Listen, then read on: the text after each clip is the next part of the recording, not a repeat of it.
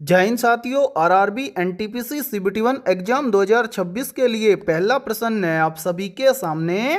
नीचे दिए गए विकल्पों में से संबंधित संख्या को चुनिए। यानी कि ये पहला प्रश्न आप सभी के सामने नंबर एनालॉजी से संबंधित प्रश्न दिया गया है और आपसे पूछा गया है कि जिस प्रकार से 47 का संबंध है 15 के साथ में, उसी प्रकार से इस प्रश्नवाचक चिन्ह के स्थान पर कौन सी संख्या रखें कि उसका संबंध 19 के साथ में हो जाए। तो इस टाइप के प्रश्न को आप एग्जाम में देखते हैं फटाफट से कैसे सोल्व करेंगे, तो वो देखिए इस टाइप के प्रश्न को एग्जाम में सोल्व करना बहुत ही आसान होता है। आसानी से कैसे सोल्व करेंगे तो वो समझिए। देखिए इस टाइप के प्रश्न में हमें क्या करना है, हमें यहाँ पर पता करना है कि 47 से यहाँ पर 15 कैसे बना है, या फिर हमें यहाँ पर पता करना है कि 15 से यहाँ पर 47 कैसे बना है। तो मेरे भाई 15 से 47 बनाने के लिए क्या किया गया है, यहाँ पर सबसे पहले 15 का किया गया है 3 गुना। तो यहाँ पर देखिए 15 का 3 गुना करेंगे तो बन जाएगा 15 तिये 45 और 45 के अंदर +2 कर देंगे तो 45 और 2 मिलकर बन जाएगा 47 यानी कि यहाँ पर हमें 47 दिया गया है। 47 बनाने के लिए क्या किया गया है, सबसे पहले 15 का किया गया है 3 गुना। 15 का 3 गुना किया तो कितना है 45 और 45 के अंदर +2 किया तो बन गया 47। अब इसी प्रकार से हम क्या करेंगे 19 से इस प्रश्न चिन्ह की वैल्यू ज्ञात करेंगे। तो करेंगे क्या, सबसे पहले तो 19 का करेंगे 3 गुना। तो यहाँ पर देखिए 19 का 3 गुना करेंगे तो बन जाएगा 19 तिये 57 और यहाँ पर जिस प्रकार से 45 के अंदर +2 किया गया है उसी प्रकार से हम 57 के अंदर भी क्या कर देंगे +2 कर देंगे तो 57 और 2 मिलकर बन जाएगा 59।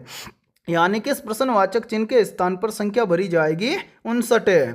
अब हमें देखना है कि संख्या 59 किसी ऑप्शन में दी गई है, तो आंसर संख्या 59 में दी गई है ऑप्शन डी के अंदर है। तो पहले प्रश्न के अंदर ऑप्शन डी हो जाएगा सभी का करेक्ट आंसर है। तो उम्मीद करता हूं कि जब भी इस टाइप का प्रश्न आपको एग्जाम के अंदर दिया जाएगा तो आप देखते हैं फटाफट से सोल्व कर लेंगे, ठीक है। और इसी के साथ में देखिए आप सभी के लिए बहुत ही इंपॉर्टेंट सूचना है।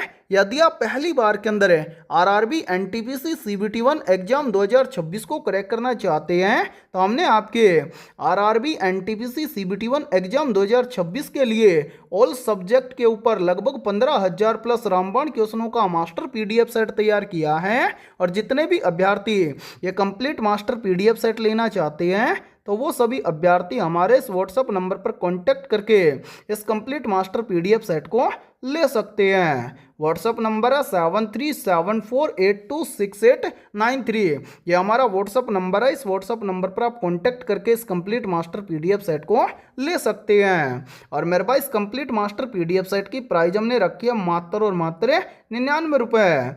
यानी कि ये कंप्लीट मास्टर पीडीएफ सेट आपको मिलने वाला है मात्र और मात्र 99 रुपये की फीस के अंदर है।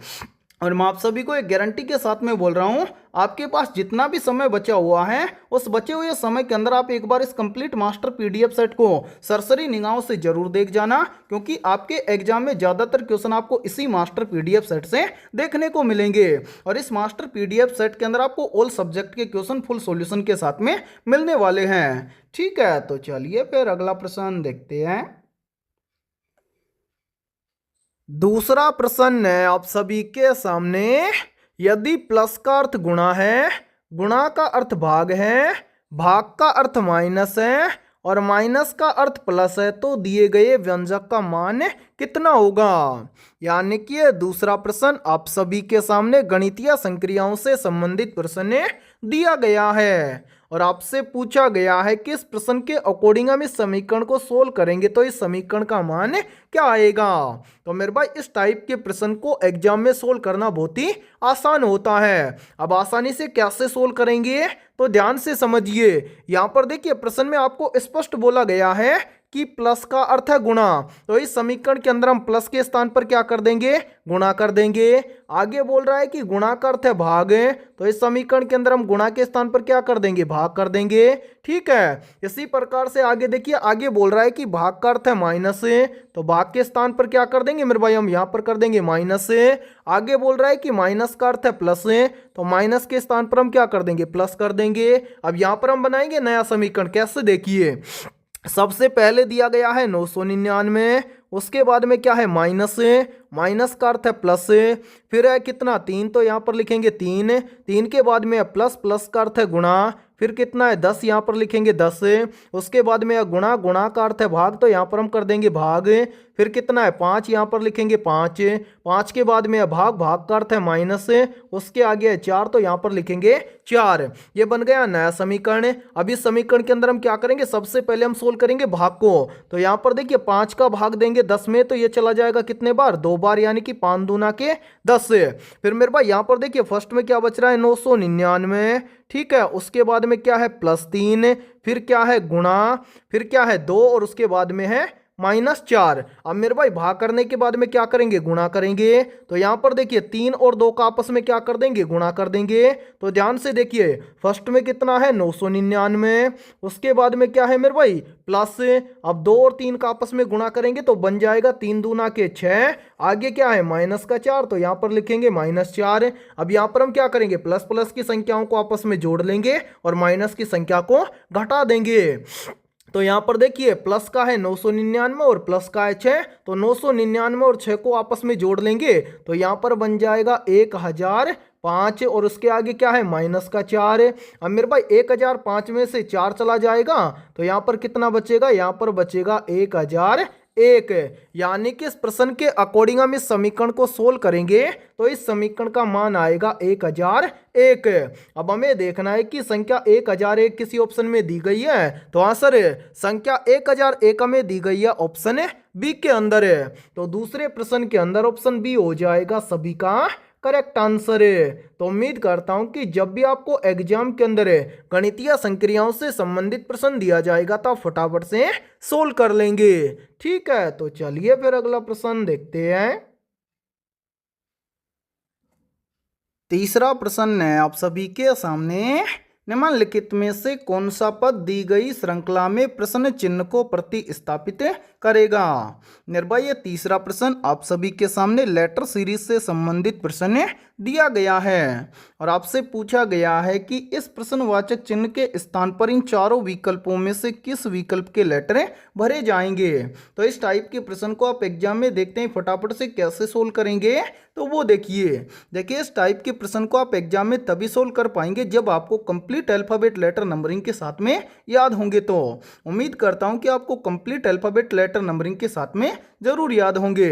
और मेरे भाई याद रखना लेटर सीरीज से भी आपके रेलवे ग्रुप डी एग्जाम की हर एक शिफ्ट के अंदर लगभग 2 से 3 प्रश्न पूछे जाते हैं, यानी कि रीजनिंग के अंदर 30 प्रश्न पूछे जाएंगे और हर एक टॉपिक से लगभग 2 से 3 प्रश्न पूछे जाते हैं। तो इस टाइप के प्रश्न को आप कैसे सोल्व करेंगे, तो वो देखिए सबसे पहले मेरे भाई ध्यान से देखिए यहाँ पर पहला लेटर है ए से चलेंगे यहाँ पर, तो यहाँ पर क्या है आगे है डी, यानी कि यहाँ पर 3-3 लेटर का क्या दिया गया है सीरीज। तो हर एक लेटर को क्या करना है देख के चलना है, जैसे ए आता है कितने नंबर पर 1 नंबर पर और डी आता है कितने नंबर पर 4 नंबर पर, इतना आपको पता है। तो यहाँ पर देखिए 1 से बन रहा है 4, यानी कि यहाँ पर 1 के अंदर क्या करेंगे +3 कर देंगे तो बन जाएगा 4, यानी कि यहाँ पर 1 के अंदर +3 करेंगे तो यहाँ पर बन जाएगा डी।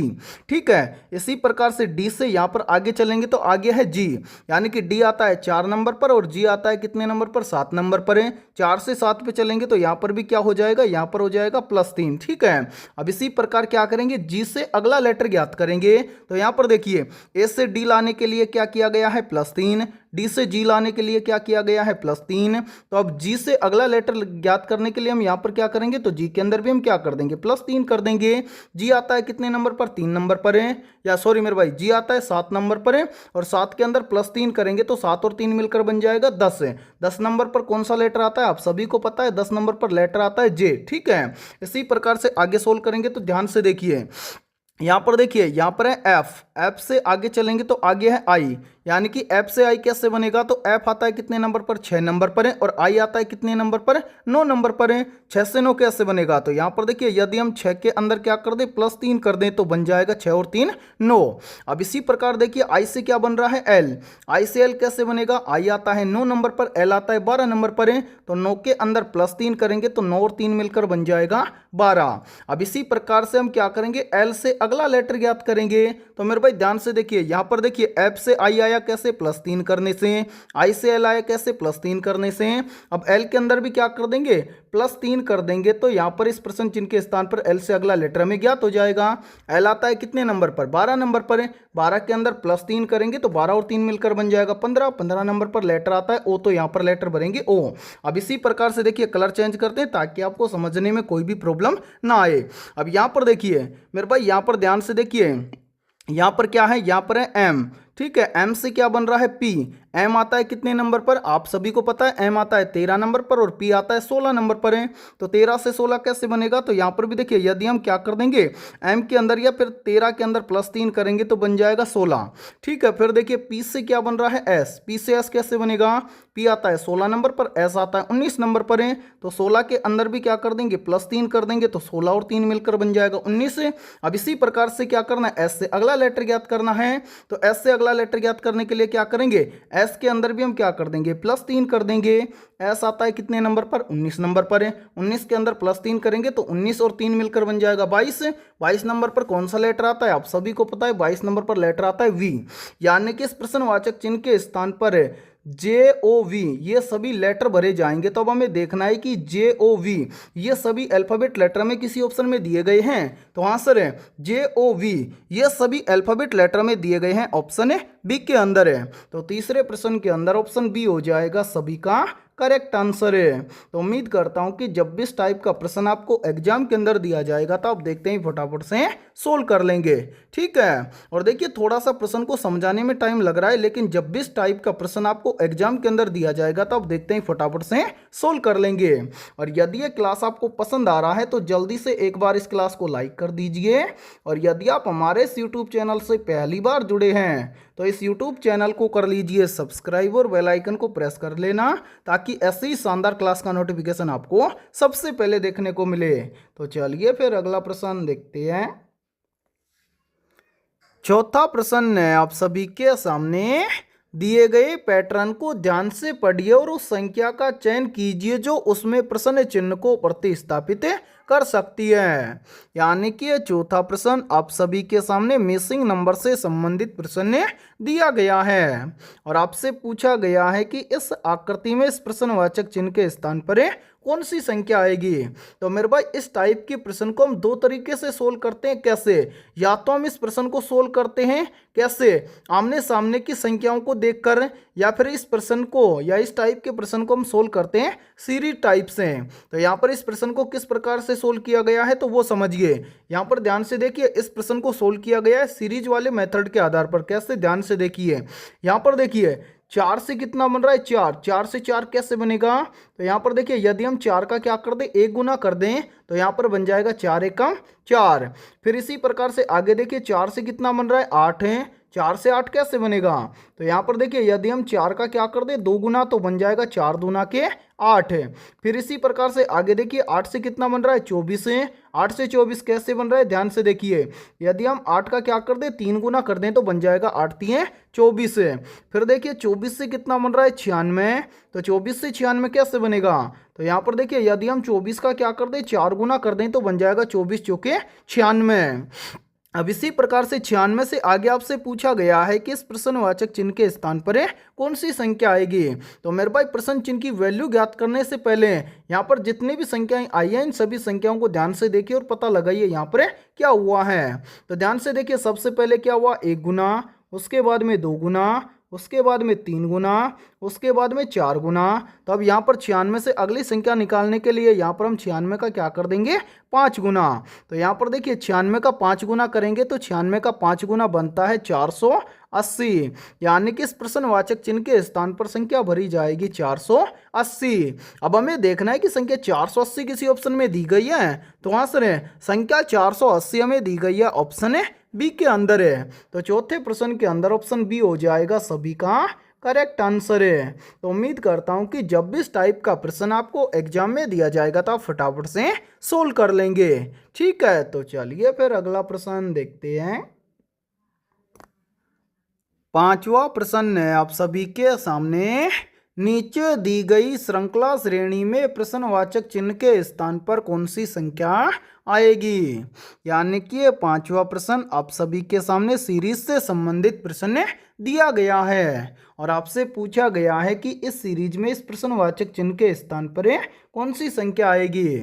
और मेरे भाई याद रखना, आपके रेलवे ग्रुप डी एग्जाम की हर एक शिफ्ट के अंदर सीरीज से लगभग 2 से 3 प्रश्न पूछे जाते हैं और ये प्रश्न आरआरबी ग्रुप डी एग्जाम 2025 के अंदर पूछा गया प्रश्न है। तो इस टाइप के प्रश्न को हम एग्जाम में कैसे सोल्व करेंगे तो वो देखिए मैंने आपको काफ़ी बार बताया कि जब भी आपको सीरीज से संबंधित प्रश्न को सोल्व करना है तो सबसे पहले आपको ये देखना है कि सीरीज में आपको क्या क्या दिया गया है। तो यहाँ पर ध्यान से देखिए, सीरीज में हमें सबसे पहले दिया गया है 222 है, 222 के बाद में दिया गया है 194, 194 के बाद में दिया गया है 166 है, 166 के बाद में दिया गया है 138 है, 138 के बाद में दिया गया है 210 है, 210 के बाद में दिया गया है 82 और 82 के बाद में पूछा गया है कि इस प्रश्नवाचक चिन्ह के स्थान पर कौन सी संख्या आएगी।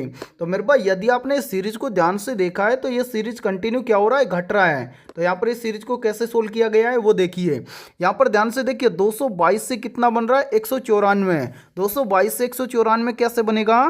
तो यहाँ पर ध्यान से देखिए, यदि हम 222 में से क्या कर दें -28 कर दें तो यहाँ पर बन जाएगा 194। फिर देखिए 194 से कितना बन रहा है 166 है, 194 से 166 कैसे बनेगा। तो यहाँ पर देखिए यदि हम 194 में से क्या कर दें 28 को घटा दें तो यहाँ पर बन जाएगा 166 है। फिर देखिए 166 से कितना बन रहा है 138 है, 166 से 138 कैसे बनेगा। तो यहाँ पर भी देखिए यदि हम 166 में से क्या कर दें -28 कर दें तो यहाँ पर बन जाएगा 138 है। फिर देखिए 138 से कितना बन रहा है 110 है, 138 से 110 कैसे बनेगा। तो यहाँ पर भी यदि हम 138 में से क्या कर दें -28 कर दें तो यहाँ पर बन जाएगा 110 है। फिर देखिए 110 से कितना बन रहा है 82, 110 से 82 कैसे बनेगा। तो यहाँ पर देखिए यदि हम 110 में से भी क्या कर दें -28 कर दें तो यहाँ पर बन जाएगा 82। अब इसी प्रकार आपसे पूछा गया है कि 82 से इस प्रश्नवाचक चिन्ह के स्थान पर कौन सी संख्या आएगी। तो मेरे भाई इस प्रश्न चिन्ह की वैल्यू ज्ञात करने से पहले नीचे जितनी भी संख्याएं आई है इन सभी संख्याओं को ध्यान से देखिए और पता लगाइए यहाँ पर क्या हुआ है। तो मेरे भाई यहाँ पर ध्यान से देखिए, यहाँ पर सभी में क्या हुआ है -28 हुआ है। तो यहाँ पर हम 82 से प्रश्न चिन्ह की वैल्यू ज्ञात करने के लिए 82 में से भी क्या कर देंगे 28 को कम कर देंगे, यानी कि 82 में से हम 28 को घटा देंगे तो प्रश्न चिन्ह की वैल्यू हमें ज्ञात हो जाएगी। तो मेरे भाई यहाँ पर ध्यान से देखिए, इसको सोल्व करेंगे 82 में से हमें क्या करना है 28 को घटाना है। जैसे ही हम 82 में से 28 को घटाएंगे तो यहाँ पर बच जाएगा 54 है, यानी कि प्रश्नवाचक चिन्ह के स्थान पर संख्या भरी जाएगी 54 है। अब हमें देखना है कि संख्या 54 किसी ऑप्शन में दी गई है तो आंसर है संख्या 54 में दी गई है ऑप्शन ए के अंदर है। तो पांचवें प्रश्न के अंदर ऑप्शन ए हो जाएगा सभी का करेक्ट आंसर है। तो उम्मीद करता हूं कि जब भी इस टाइप का प्रश्न आपको एग्जाम में दिया जाएगा तो आप देखते ही फटाफट से सोल्व कर लेंगे। ठीक है, तो चलिए फिर अगला प्रश्न देखते हैं। छठा प्रश्न है आप सभी के सामने, निम्न में से कौन सी नदी बंगाल की खाड़ी में नहीं गिरती है। ऑप्शन ए है कृष्णा नदी, ऑप्शन बी है ताप्ती नदी, ऑप्शन सी है यमुना नदी और ऑप्शन डी है महानदी। तो यहाँ पर देखिए इन चारों में से करेक्ट आंसर हो जाएगा सभी का ऑप्शन है बी। इन सभी में से ताप्ती नदी बंगाल की खाड़ी में नहीं गिरती है। तो छठे प्रश्न के अंदर करेक्ट आंसर हो जाएगा सभी का ऑप्शन है बी। और मेरे भाई ये प्रश्न बहुत ही इंपॉर्टेंट प्रश्न है क्योंकि ये प्रश्न आरआरबी ग्रुप डी एग्जाम 2018 के अंदर पूछा गया प्रश्न है। ठीक है, तो चलिए फिर अगला प्रश्न देखते हैं। सातवां प्रश्न है आप सभी के सामने, राज तरंगिणी जिसमें कश्मीर का इतिहास वर्णित है के लेखक कौन है। या फिर देखिए इसी प्रश्न को एग्जाम के अंदर घुमाकर डायरेक्ट ऐसे भी पूछ लिया जाता है, प्रश्न पूछ लिया जाता है कि राज तरंगिणी के लेखक कौन है। तो यहाँ पर देखिए इन चारों में से करेक्ट आंसर हो जाएगा सभी का ऑप्शन है ए। राज तरंगिणी के लेखक हैं कल्याण। तो सातवें प्रश्न के अंदर करेक्ट आंसर हो जाएगा सभी का ऑप्शन है ए। तो चलिए फिर अगला प्रश्न देखते हैं। आठवां प्रश्न है आप सभी के सामने, श्वसन किस प्रकार की रासायनिक अभिक्रिया है। तो यहाँ पर देखिए इन चारों में से करेक्ट आंसर हो जाएगा सभी का ऑप्शन है बी, जो श्वसन है ये एक प्रकार की क्या है, उपचयन अभिक्रिया है। या फिर हम बोल सकते हैं कि श्वसन किस प्रकार की रासायनिक अभिक्रिया है, तो उपचयन अभिक्रिया है श्वसन। ठीक है, 8वें प्रश्न के अंदर करेक्ट आंसर हो जाएगा सभी का ऑप्शन है बी। तो चलिए फिर अगला प्रश्न देखते हैं। 9वां प्रश्न है आप सभी के सामने। राष्ट्रीय अनुसूचित जाति यानी कि एससी आयोग के लिए पृथक संवैधानिक निकाय किस संशोधन द्वारा बनाया गया था? तो यहाँ पर देखिए इन चारों में से करेक्ट आंसर हो जाएगा सभी का ऑप्शन है ए, यानी कि राष्ट्रीय अनुसूचित जाति या फिर हम बोल सकते हैं कि एससी आयोग के लिए पृथक संवैधानिक निकाय 89 नंबर का जो संशोधन है इसके द्वारा बनाया गया था। तो 9वें प्रश्न के अंदर करेक्ट आंसर है सभी का ऑप्शन है ए राइट। ठीक है, यानी कि ए राइट आंसर हो जाएगा आप सभी का। तो चलिए फिर अगला प्रश्न देखते हैं। 10वां प्रश्न है आप सभी के सामने। दिल्ली सल्तनत के किस शासक ने अपनी राजधानी दिल्ली से दौलताबाद स्थानांतरित किया था? तो यहाँ पर देखिए इन चारों में से करेक्ट आंसर हो जाएगा सभी का ऑप्शन है सी। दिल्ली सल्तनत के शासक मोहम्मद बिन तुगलक ने अपनी राजधानी दिल्ली को दौलताबाद क्या किया था, स्थानांतरित किया था। तो 10वें प्रश्न के अंदर करेक्ट आंसर हो जाएगा सभी का ऑप्शन है सी। और मेरे भाई आपके जितने भी दोस्त हैं आरआरबी एनटीपीसी सीबीटी1 एग्जाम 2026 की तैयारी कर रहे हैं तो उनके पास भी इस क्लास को आप ज़्यादा से ज़्यादा शेयर करें। और यदि ये क्लास आपको पसंद आ रही है तो जल्दी से एक बार इस क्लास को लाइक कर दीजिए। और यदि आप हमारे इस यूट्यूब चैनल से पहली बार जुड़े हैं तो इस यूट्यूब चैनल को कर लीजिए सब्सक्राइब और बेल आइकन को प्रेस करना, ताकि ऐसी शानदार क्लास का नोटिफिकेशन भी आपको सबसे पहले देखने को मिले। तो चलिए फिर अगला प्रश्न देखते हैं। 11वां प्रश्न है आप सभी के सामने। हाल ही में राष्ट्रीय प्रसारण दिवस 2025 कब मनाया गया था? तो यहाँ पर देखिए इन चारों में से करेक्ट आंसर हो जाएगा सभी का ऑप्शन है ए। हाल ही में राष्ट्रीय प्रसारण दिवस 2025 मनाया गया था 23 जुलाई को। तो 11वें प्रश्न के अंदर करेक्ट आंसर हो जाएगा सभी का ऑप्शन है ए। और मेरे भाई ये प्रश्न करंट अफेयर से संबंधित प्रश्न है और ये प्रश्न आरआरबी ग्रुप डी एग्जाम 2025 के अंदर पूछा गया प्रश्न है। ठीक है, तो चलिए फिर अगला प्रश्न देखते हैं। 12वां प्रश्न है आप सभी के सामने। पोंगल उत्सव के दौरान तमिलनाडु में बैलों को वश में करने वाला कौन सा पारंपरिक खेल या नृत्य आयोजित किया जाता है? तो यहाँ पर देखिए इन चारों में से करेक्ट आंसर हो जाएगा सभी का ऑप्शन है ए, यानी कि पोंगल उत्सव के दौरान तमिलनाडु में बैलों को वश में करने वाला पारंपरिक खेल या नृत्य आयोजित किया जाता है जल्लीकट्टू, यानी कि जल्लीकट्टू नामक खेल या नृत्य आयोजित किया जाता है। तो 12वें प्रश्न के अंदर करेक्ट आंसर हो जाएगा सभी का ऑप्शन है ए। और यहाँ पर देखिए यहीं से एक प्रश्न और बनता है और ये प्रश्न भी काफी बार एग्जाम के अंदर रिपीट होता है। प्रश्न पूछा जाता है कि पोंगल उत्सव कहाँ पर मनाया जाता है? तो याद रखना पोंगल उत्सव कहाँ पर मनाया जाता है, ये मनाया जाता है तमिलनाडु में। ठीक है, तो चलिए फिर अगला प्रश्न देखते हैं।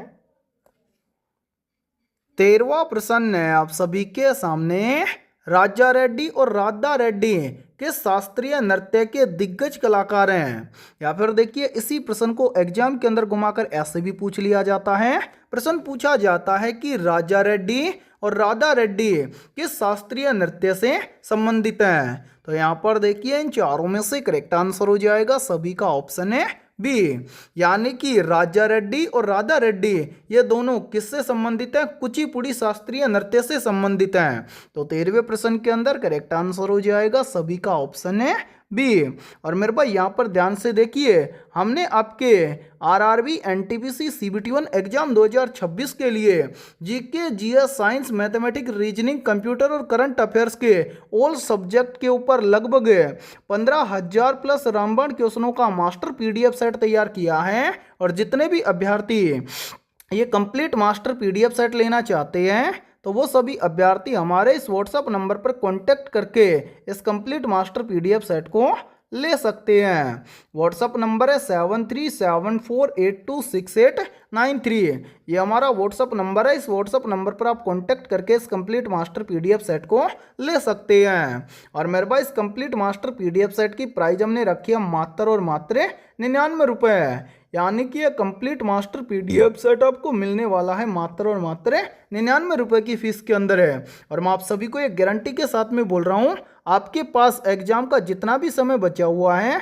उस बचे हुए समय के अंदर आप एक बार इस कंप्लीट मास्टर पीडीएफ सेट को सरसरी निगाहों से जरूर देख लेना, क्योंकि आपके एग्जाम में ज़्यादातर क्वेश्चन है इसी मास्टर पीडीएफ सेट से आपको देखने को मिलेंगे। और सभी क्वेश्चन आपको सेलेक्टेड और फुल सॉल्यूशन के साथ में मिलने वाले हैं। और इस मास्टर पीडीएफ सेट के अलावा आपको पूरे 7 प्रैक्टिस सेट भी बिल्कुल फ्री के अंदर मिलने वाले हैं। तो जल्दी से जाइए और इस व्हाट्सअप नंबर पर कांटेक्ट करके कंप्लीट मास्टर पीडीएफ सेट को ले लीजिए और एग्जाम से पहले अपनी कंप्लीट तैयारी को मजबूत बना लीजिए। ठीक है, तो चलिए फिर अगला प्रश्न देखते हैं। 14वां प्रश्न है आप सभी के सामने, फूल का कौन सा भाग फल में बदलता है? ऑप्शन ए है बीज, ऑप्शन बी है अंडाशय, ऑप्शन सी है स्त्री केसर और ऑप्शन डी है इनमें से कोई नहीं। तो यहाँ पर देखिए इन चारों में से करेक्ट आंसर हो जाएगा सभी का ऑप्शन है बी। फूल का अंडाशय भाग किस में बदलता है? फल में बदलता है। तो 14वें प्रश्न के अंदर करेक्ट आंसर हो जाएगा सभी का ऑप्शन है बी। तो चलिए फिर अगला प्रश्न देखते हैं। 15वां प्रश्न है आप सभी के सामने, निम्न में से कौन सा महात्मा गांधी जी से संबंधित नहीं है? तो यहाँ पर देखिए करेक्ट आंसर हो जाएगा सभी का ऑप्शन है ए, संवाद कौमुदी। ये महात्मा गांधी जी से संबंधित नहीं है। तो 15वें प्रश्न के अंदर करेक्ट आंसर हो जाएगा सभी का ऑप्शन है ए। और मेरे भाई बाकी याद रखना ए बी सी डी ये चारों विकल्प किससे संबंधित है? महात्मा गांधी जी से संबंधित है। और संवाद कौमुदी ये किससे संबंधित है? तो ये संबंधित है राजा राम मोहन राय से। ठीक है, तो आज की इस क्लास के अंदर इतना ही। क्लास यदि आपको पसंद आई है तो क्लास को एक बार लाइक कर देना और आपके जितने भी दोस्त railway group D new exam 2026 की तैयारी कर रहे हैं तो उनके पास भी इस क्लास को आप ज़्यादा से ज़्यादा शेयर जरूर करना। तो फिर मिलते हैं ऐसे बेहतरीन और शानदार क्वेश्चनों के साथ सुबह 7 बजे। तब तक के लिए जय हिंद जय भारत।